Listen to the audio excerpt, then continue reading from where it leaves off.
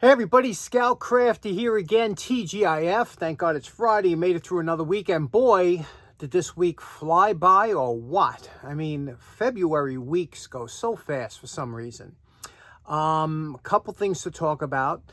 Last week, you don't usually hear me talking about this. You know, I've had really good. Here's where I'm knocking on wood. I told you I do that. I've had really good luck with my my truck. It's a 2008 Toyota FJ Cruiser, and I'll tell you something. I bought that vehicle and I love it. I would buy the same one again if they still made it. They don't make it here in the States, but any longer. And I just love the vehicle. But what happened was, when you have a vehicle as long as I do, that one, you know, I usually keep a car 10 years. I don't get tired of vehicles, but this particular one, I've had for so long, you know, it's like 15 years now. I started it up a couple days ago and I heard like almost like a whistling or a whining. Remember the old power steering pumps? You guys, you old timers are going to laugh.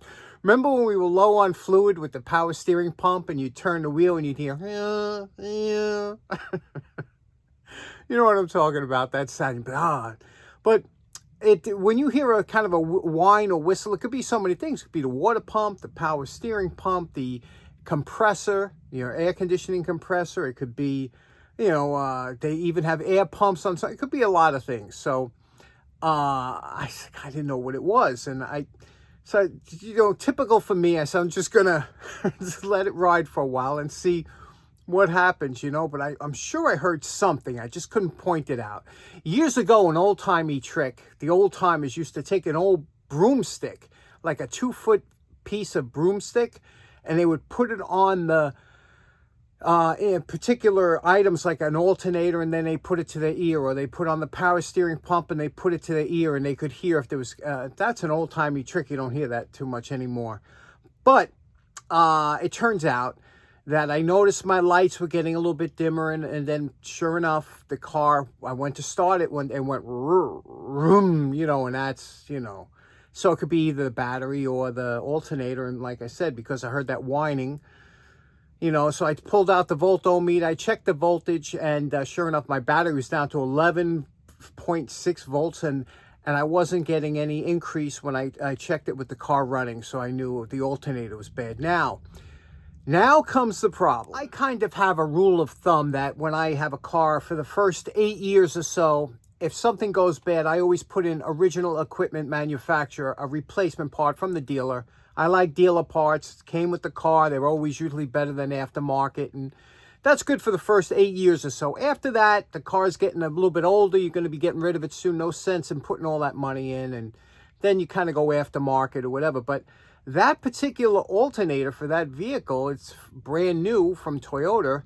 It's over $400, you know. And now that it's winter time, we're in mid-February, I was like, you know, I don't like to do any work. There's nothing worse than being out there when it's 15 degrees, it's freezing out, and you're trying to do work on your car, and you know what I'm talking about. I can't. That's why I do all my maintenance in the fall before the winter, so that I last. But it just so happens the Lord looked down on me and gave me a couple of beautiful days of weather here in February. We've been having a mild winter, and it was just, he said, here's a beautiful day, do it yourself. And so I ordered up again, I'm not going to buy a brand new one for the car because, you know, it's already old at the point. And so I went with a remanufactured one, and I put some footage coming in. It's a, you know, my hands are not made for doing. I give credit to all you guys that turn wrenches or do that for a living or something. That is just,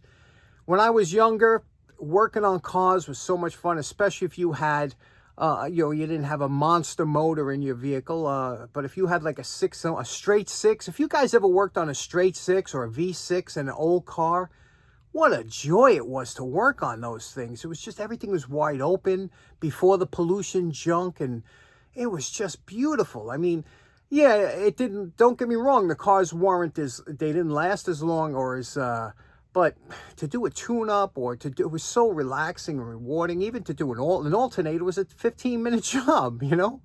It was right there. today it's different. So I shot some footage. Check it out. See what I'm talking about.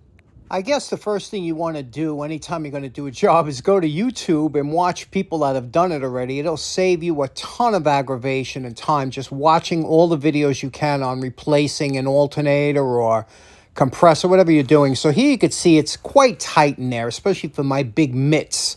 And I'm looking here, I'm going to try and remove as much as I can, you know, including the battery. We're going to take out that little clip there. We'll take out that little bracket there. Anything I can do to just make it easier for me to get in there, because like I said, I got these big mitts, and you can see it gets a little tight when you get down there.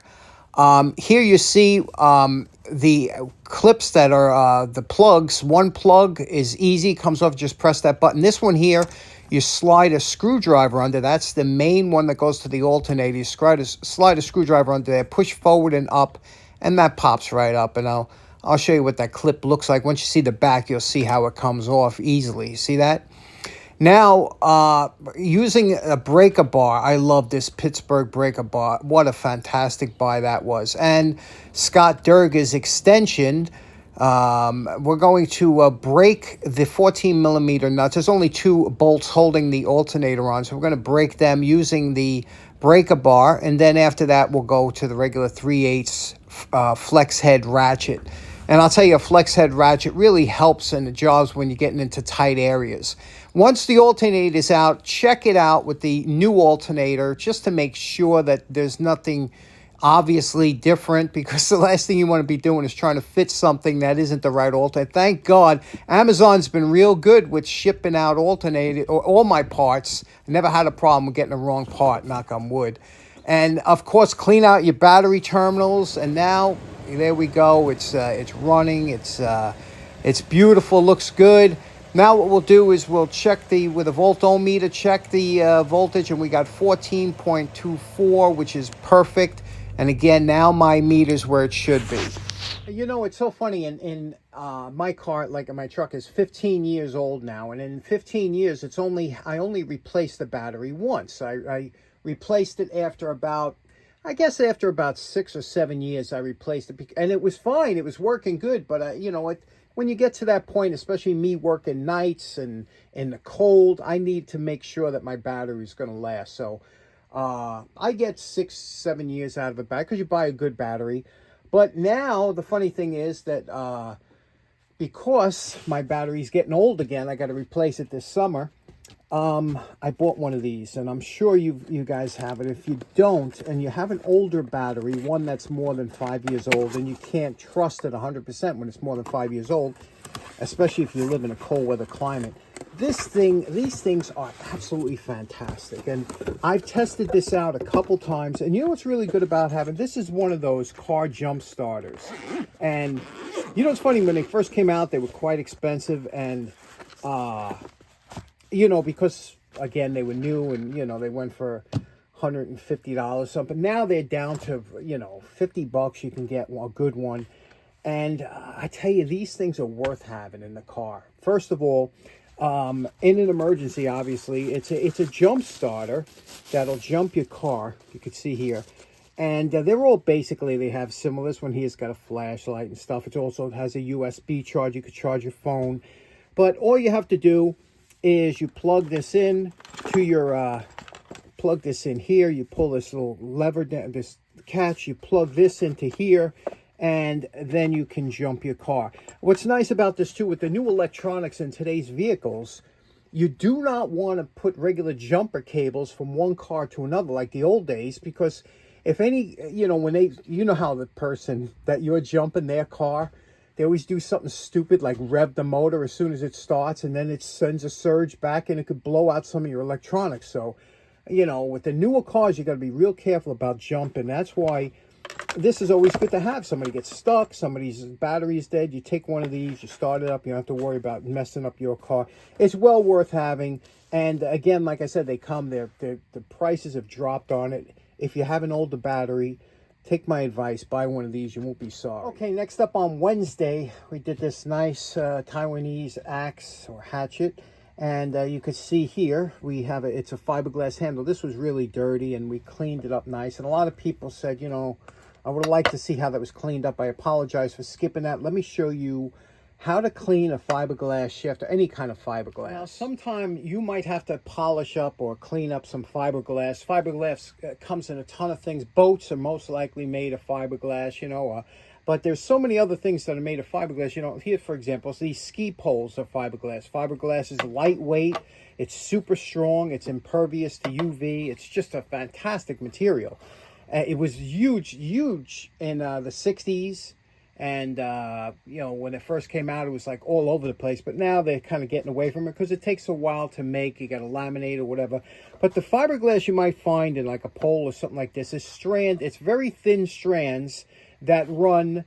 It's usually not overlapped like matting or something. It's usually straight down or whatever. And you have to be very careful when you're trying to clean up, because what happens is fiberglass is basically like an epoxy with the fibers, and it's formed. And there's a clear coat over it. Now, there's a clear coat. Now, if this clear coat gets worn off, what happens is you'll start to get stuck with these. And the guys are laughing right now who've worked with fiberglass. You get it in your fingers. You get it. It starts to itch. It can really be a problem. So if it wears through the clear coat that's on all fiberglass, they call it a gel coat, you have to reapply a gel coat. Or else, if it's worn out, like if you took some abrasive, like a sandpaper or something, went over this, you would expose the fibers and it would start sticking you and it's very annoying. If you've ever put up fiberglass insulation in your house, you know what I'm talking about. That pink fiberglass, you put it up and next thing you're itching the whole day and it gets everywhere. So it's the same thing with here. Now, what you want to do is, if it's like this one here is not too dirty, but it's got some scuffs, things like that, the best thing to do is to hit it with a little polishing compound and then wax and clean over it. And that'll, you know, something that's not going to take it down too much. And that's how you clean it with soap and water, whatever, to get as much dirt as you can off. Then hit it with the polishing compound and a little bit of wax. But try and avoid, at any cost, of getting below this gel coat. And if ever you do see it worn off, that's okay. Just wipe it with some thinner and then spray another clear coat, any kind of clear coat, over it so that those fiberglass strands are encapsulated in the clear coat and won't come up and annoy you. But I'll show you. I'll take this little area here. See that little scuff? We'll take that off real quick. Now, the first thing, using polishing compound, get all the scuffs out, then wipe it down, buff it off, and then apply some good quality wax to it. And again, buff the wax off. Okay, here we just did this small section. Check out that beautiful coating now. Again, we didn't go below. We just cleaned it up. We took out all them scuffs or the dirt or whatever with the polishing compound and went over it with the wax. And look how nice and smooth that comes out. That's just absolutely beautiful. Fiberglass is wonderful to work with. If you just keep it, especially keep it nice and waxed and clean. But if it starts to show remember, if you see the fibers, you got to address that quickly. Okay, next up, as you know, I'm a bit of a collector. I do collect a couple things. And, you know, on my poor man's flea market, my nightly walks on garbage pickup night, I do find some interesting things, and I have found. But when it gets real cold, people don't tend to do spring, you know, clean outs and stuff like that. But because we've been having kind of a warm spell here in the Northeast, it's been good. You know, picking's been good. But I've been really good not picking up stuff. But the other day, I was walking. You know, the weather was nice. And don't you know, again, at my farthest point, where my turnaround point, when I come back home, I find something. So I'm carrying this thing home, and on my way home, I always take a different route. I find another thing, and it's too big to carry both, so I had to go back. Let me show you what I'm talking about, and let me know what you think. Would you have taken these, or I don't know. Let me show you. Okay, the first item I got, I don't know why I took it, but this was thrown out. It's an advertisement, I guess something you would hang in a bar or something like that. But you can see here, it's got 3D. I don't know if it's plaster or something. It's pretty heavy. It's all wood, solid wood. Weighs over, well over 25 pounds. And it's, I just liked it. You know, it's Harp. I never even heard of that beer, but Harp, bottled and drawn. And I just like the old-timey script on here or whatever. But it's I guess it's a modern sign, but I never seen another one like it. And I know there's a big collection. And some guys have a bar or something in the basement. They want to hang something. I just didn't want to see this go in the landfill. What do you think? Do you think I was crazy for saying? So this is the thing I was carrying home, and then I found this. Okay, this was the other piece that I found, and I'll tell you something. Now, I know what you're thinking. You're thinking like, what the heck would you bring? This is a 100-year-old piece of stained glass that came out of a house. I used to do this back in the early days of home building, and believe it or not, I took classes in making stained glass. I'll tell you that story, that fiasco of a story. I spent hundreds of dollars on all kinds of equipment, and I made a few panels, but I have to tell you, when I first started taking classes, what they would do is repair the stained glass. So somebody would bring this in. There's a couple cracked panels here. There's like 1, 2, 3, and 4. That's it. This is a very easy repair. And, you know, but I have to tell you something. You know, I looked at this and I said, I just can't see this going. This is history.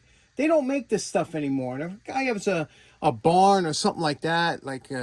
or you need something to hang up or whatever, you know, just the way it is, you know, even with the cracked glass or whatever. But I just, isn't that, it's just nice, right? Nice piece of history, stained glass, and, you know, and I don't know. I like it. What do you think? You think I should have took it or left it?